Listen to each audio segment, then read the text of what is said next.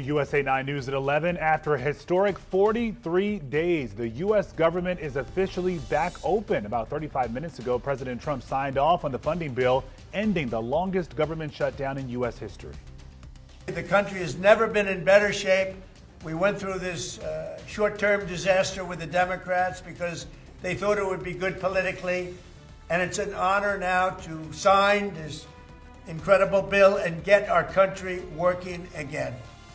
Thank you for staying up with us at 11 o'clock. I'm Lorenzo Hall. And I'm Leslie Foster. So this bill funds the government through the end of January, and it includes 3 full-year funding bills for other parts of the government. But Democrats did not get the health insurance provisions they had been pushing for. Now, at this hour, federal agencies are reaching out to furloughed employees about returning to work. We know most are being told to report back tomorrow. Air travel delays are starting to ease, too. 3 hours ago, the FAA said flight cuts will stay at 6% as more air traffic controllers return to work. And this is certainly good news for the millions of Americans impacted by this record shutdown. But what's still up in the air tonight is whether lawmakers can find common ground on health care. Tonight, we've got team coverage on what the government reopening means for all of us and what to expect in the coming days. And we'll begin with our Larry Miller, who is inside the Capitol Rotunda tonight. Larry? Leslie Lorenzo, good evening to you. So much to sift through as we continue our coverage here. The House voted 222 to 209 to pass a continuing resolution that reopens the government. President Trump has signed that bill. A couple of things to point out. 2 Republicans voted against that CR, while 6 Democrats voted in support. Now, the continuing resolution does a couple of things, among others. It provides federal workers with back pay. Federal contractors, though, are not covered under this CR. And it rescinds the layoffs of 4,100 federal workers, and it fully funds SNAP benefits. Now, the CR only takes us up to January 30th, and at that time, we'll find ourselves doing a sort of a similar dance like what we're doing right now. This is what House Speaker Mike Johnson had to say after the vote.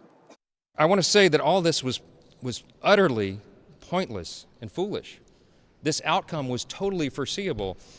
I said that this would be the outcome when all this began back in mid-September. They did it anyway. Democrats admitted that they used the people as leverage, and they got nothing for their selfish political stunt here. So here's what President Trump said just over an hour ago in his opposition to Democrats' use of the filibuster. If we had the filibuster terminated, this would never happen again. And don't forget, we have another date coming up in the not too distant future. We can never let this happen again. And we should be able to pass great, really great legislation. So I say terminate the filibuster because, by the way, the Democrats will do it immediately if they ever assumed office, which hopefully they won't. All right, so what's next? Federal workers will be back in the office tomorrow morning. The process then begins to get the nation's flight schedule back up to normal levels. Transportation Secretary Sean Duffy says that that's going to take some time. In addition to that, expect a vote on the Epstein files, but most importantly, negotiations on those ACA subsidies that expire at the end of the year. Congress hasn't been in session for 50 days, and with just 18 days in the legislative session, Congress has a lot to do in a short amount of time. Leslie and Lorenzo? A lot of energy Yeah. since they haven't worked very much. A lot of rest. Hopefully they can sure get have. it done so Yeah. we're not back in this place again next year. All right, Larry, thank you. And you know, members of our local congressional delegation, they were quick to respond to this vote tonight. Our Katie Lusso caught up with several of them as they left the chamber just before 9 tonight. She's live at the Capitol right now with some reaction. Katie, what are you hearing? Yeah, well, it's really twofold, right? On one hand, this is a huge relief for the federal workers who haven't received a paycheck in more than 40 days. But now there's concerns from some about the impacts to affordable health care. Well, I spoke to 2 Virginia congressmen, James Walkinshaw and Suhas Subramaniam, as well as Republican Congressman Glenn Ivey.